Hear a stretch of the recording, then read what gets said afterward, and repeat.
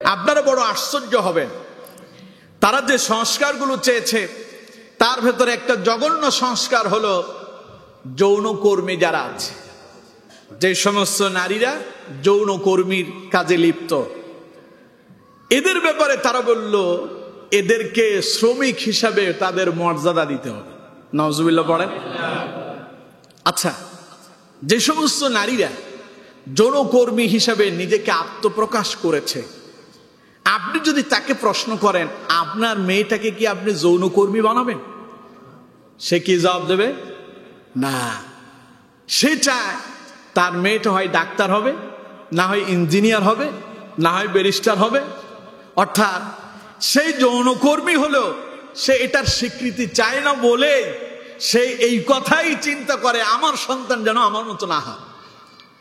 আর ওনারা এখানে বলল যে যৌনকর্মীদেরকে তাদেরকে বৈধতা দিতে হবে, অর্থাৎ তারা এটা কর্ম করে, এদেরকে কর্মের শ্রমিকের অধিকার দিতে হবে। নাউজুবিল্লাহ পড়েন।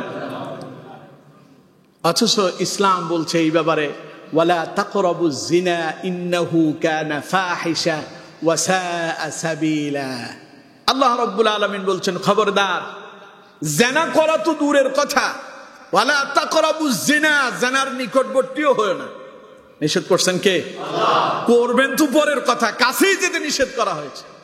ইন্নাহু কানা ফাহিশা, আল্লাহ পাক বলছেন নিশ্চয় নিঃসন্দেহে জিনা হলো অত্যন্ত জঘন্যতম একটি পাপের কাজ। ওয়া সাআ সাবিলা, এটা মন্দ পথ, খারাপ পথ, ভালো পথ নয়। যারা যৌনকর্মী হয়েছে সাদে হয় নাই, আনন্দে যৌনকর্মী হয় নাই, ঠিক কিনা? সবাই বলেন ঠিক কিনা? যখন সব পথ তার বন্ধ হয়ে গেছে তখন সে এই পথ নিজের জন্য বাছাই করেছে। বরঞ্চ তাদের সংস্কারটা এখানে এই চাওয়া দরকার ছিল, যত যৌনকর্মী আছে কেন সেই যৌনতার ভেতরে লিপ্ত হলো, এটা যাচাই বাছাই করে তাদের জন্য কর্মসংস্থানের ব্যবস্থা করতে হবে, যৌনচার থেকে নারীদেরকে ফিরায় আনতে হবে, ঠিক কিনা? এটা না আছে যৌনতা যারা করে, যৌনকর্মী যারা, তাদেরকে শ্রমিকের অধিকার দিতে হবে। কা যৌনকর্মীরা কি রাস্তায় নেমে তারা কি অধিকার চাইছে? তুমি এই কথা বলতে যাবে কেন? আমার বন্ধুগণ, এরপরে কিছুদিন আগে দেখলাম কয়েকজন প্লে কার্ড নিয়ে দাঁড়ায় আছে, পেস্টুন নিয়ে দাঁড়ায় আছে, তারা যৌনতার স্বাধীনতা চায়। নাউজুবিল্লাহ বলেন না? অর্থাৎ সেই যৌনতার স্বাধীনতা চাই মানে হলো সেই যেভাবে খুশি সেইভাবে যৌনতা করবে, এটাকে বৈধতা দিতে হবে। নাউজুবিল্লাহ পড়েন।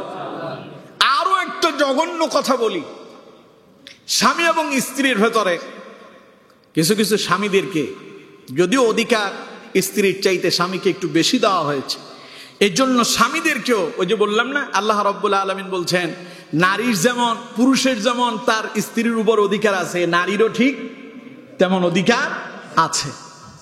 ওয়ালাহুন্না মিসলুল্লাযী আলাইহিন্না বিল মারুফ ওয়ালির রিজালি আলাইহিন্না দারাজা। তবে হ্যাঁ, পুরুষকে একটু বেশি অধিকার দেওয়া হয়েছে। এই জন্য আপনার স্ত্রীর শারীরিক সক্ষমতা আপনাকে বুঝতে হবে। কথা বুঝতে পেরেছেন? স্ত্রীর চাহিদা কি এটা আপনাকে বুঝতে হবে। তো এই ক্ষেত্রে অনেক পুরুষ এমন আছে যে স্ত্রীর অসুস্থতা হলেও সে তার স্ত্রীর সঙ্গে মেলামেশা করতে চায়, এটা অপরাধের কিছু নয়। তবে স্ত্রী যদি স্বামীকে বুঝায় নিতে পারে আলহামদুলিল্লাহ। এই ক্ষেত্রে স্বামী যদি প্রতিনিয়ত স্ত্রীর উপর অত্যাচার করে এই বিষয়টা নিয়ে, তারা বলল এটাকে দর্শন হিসাবে সাব্যস্ত করতে হবে। নাউজুবিল্লাহ পড়ে। তাহলে চিন্তা করেন আমরা কোন দিকে যাচ্ছি। নারী সংস্কার বিষয়ক কমিটি যারা গঠন করলো তারা নারীদেরকে কোন কাতারে নিয়ে সামিল করতেছে। এটা তো আরো ভাষা হতে পারে, যেমন স্ত্রীর অধিকার হরণ করেছে স্বামী, এমন কথা হইতে পারত। এটা হতে পারত যে স্ত্রীর উপরে স্বামী নির্যাতন করেছে, এমন কথা হতে পারত। দর্শন তো স্বামী স্ত্রী হয় না। দর্শনটাকে এই পৃথিবীর কেউ ভালো চোখে দেখে না। স্বামী স্ত্রীর একটা বৈধ সম্পর্ককে আপনি যদি দর্শনের অধিকার যদি চান, তাইলে এই বাংলাদেশে কত মামলা যে স্ত্রীরা স্বামীর বিরুদ্ধে করবে তার কোনো হিসাবই থাকবে না, ঠিক কিনা? এমনিতেই নারী নির্যাতনের মামলায় পুরুষরা অতিষ্ঠ হয়ে গেছে। আমাদের দেশে এরকম অসংখ্য নারী আছে, তার স্বামীর সঙ্গে সংসার করতে মনে চায় না, অথবা কোনো কারণবশত তার পরকীয়া আছে, পরপুরুষের সঙ্গে তার সম্পর্ক আছে, এখন সে এই স্বামী থেকে অব্যাহতি চায়, তখন মিথ্যা মামলা দিয়া তার স্বামীকে হয়রানি করে। এরকম আছে না? পুরুষ নির্যাতন হচ্ছে অহরহ, যা চোখু লজ্জায়, সমাজের লজ্জার ভয়ে পুরুষরা বলতে পারে না, ঠিক কিনা? কিন্তু এখন সেখানে যদি স্বামী এবং স্ত্রীর এই বিষয়টাকে দর্শন বলে চালানো হয়, তো দেখবেন প্রতিনিয়ত খালি দর্শন মামলা হবে, স্ত্রী তার স্বামীর বিরুদ্ধে করবে। কথা কি বুঝতে পারছেন?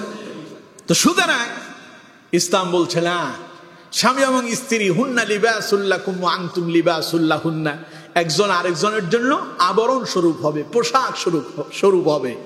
আর অন্যদিকে তারা স্বামী এবং স্ত্রীর মিলামেশাটাকে যদি জোরপূর্বক হয় সেটাকে দর্শন বলছে। আমরা বলবো যে না, এটা যদি এমন যদি হয়, কোনো পুরুষ যদি এমনটা তার স্ত্রীর উপরে বল প্রয়োগ করতে যায়, স্ত্রীর অক্ষমতা আছে, অসুস্থতা আছে, শারীরিকভাবে সে এই মুহূর্তে সক্ষম নয়, এইরকম অবস্থায় যদি বারংবার যদি তার উপরে যদি বাধ্যতা করে বা তার উপরে যদি সে বল প্রয়োগ করে, এটা নির্যাতন হতে পারে, অথবা এটা অন্য কোনো ব্যবহার হতে পারে, দর্শন হতে পারে না।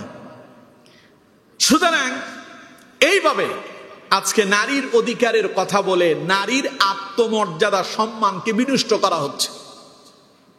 যৌনকর্মী যারা আছে তারা কি রাস্তায় নেমে নিজের পরিচয় দেয় আমি যৌনকর্মী? কথা বলেন, দেয়?